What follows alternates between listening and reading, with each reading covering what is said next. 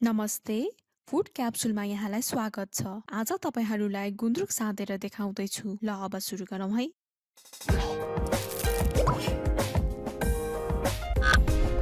गुन्द्रुकलाई 15 मिनेट जति तातो पानीमा भिजाउने, त्यसपछि पानी निचोरेर 1 इन्चको लम्बाइमा काट्ने अनि एउटा भाँडामा राख्ने।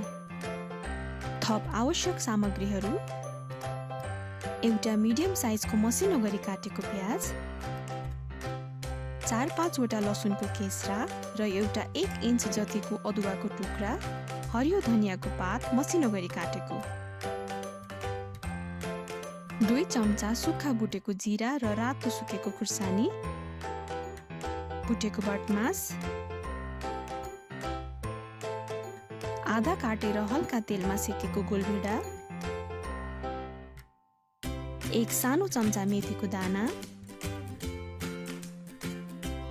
2 चम्चा तेल,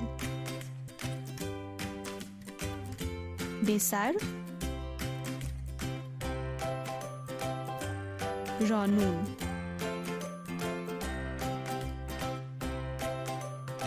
सबैभन्दा पहिले बुटेको जिरा र खुर्सानीलाई पिस्ने,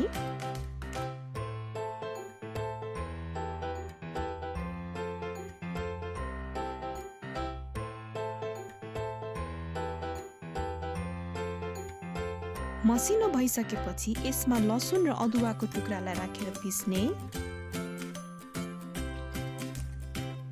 तपाई पिरो अलि बढी रुचाउनुहुन्छ भने इच्छा अनुसार हरियो खुर्सानी राखेर पिस्न सक्नुहुन्छ।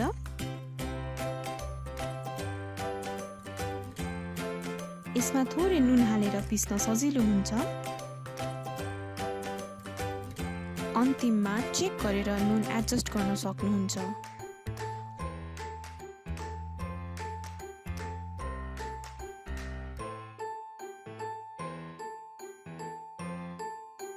अब यो पेस्टलाई निकालेर एउटा भाँडामा राख्ने।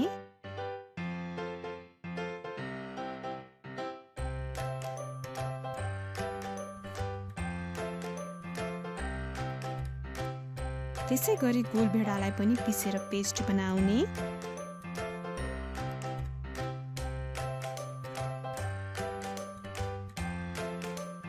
फूड क्याप्सुललाई सब्स्क्राइब गरिदिन नभुल्नुहोला।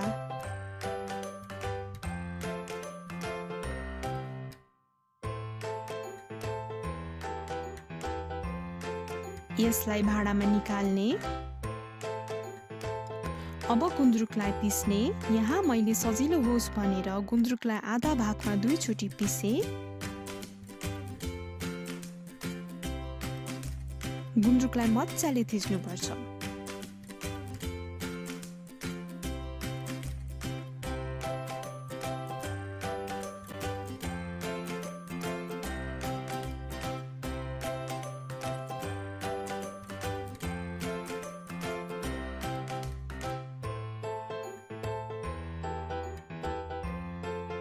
अब सबै कुरालाई एउटा भाँडामा मिसाउने। भटमास, गुन्द्रुक,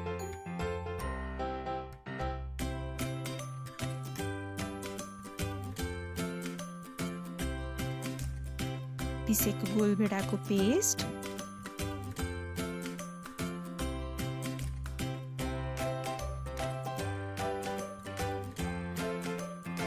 र अदुवा लसुन जिराको पेस्ट।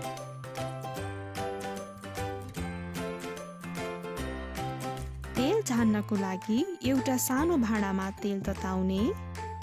तेल तातेपछि मेथी पड्काउने। मेथी कालो भएपछि बेसार फुराउने।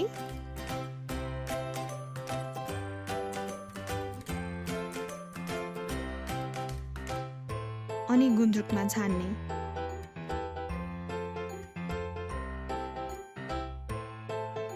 अब प्याज हाल्ने।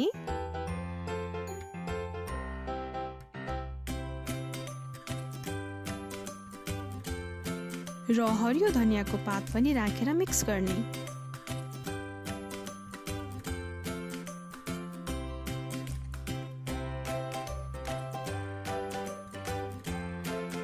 पिरो अमिलो चेक गरेर थप्नुहोला।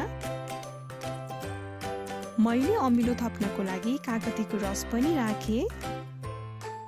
सबै कुरालाई अन्तिमचोटि राम्ररी मिलाउने। ल अब तयार भयो हाम्रो गुन्द्रुक साधेको। फुड क्याप्सुललाई सब्स्क्राइब गरिदिन नभुल्नुहोला। भिडियो हेरिदिनु भएकोमा धन्यवाद।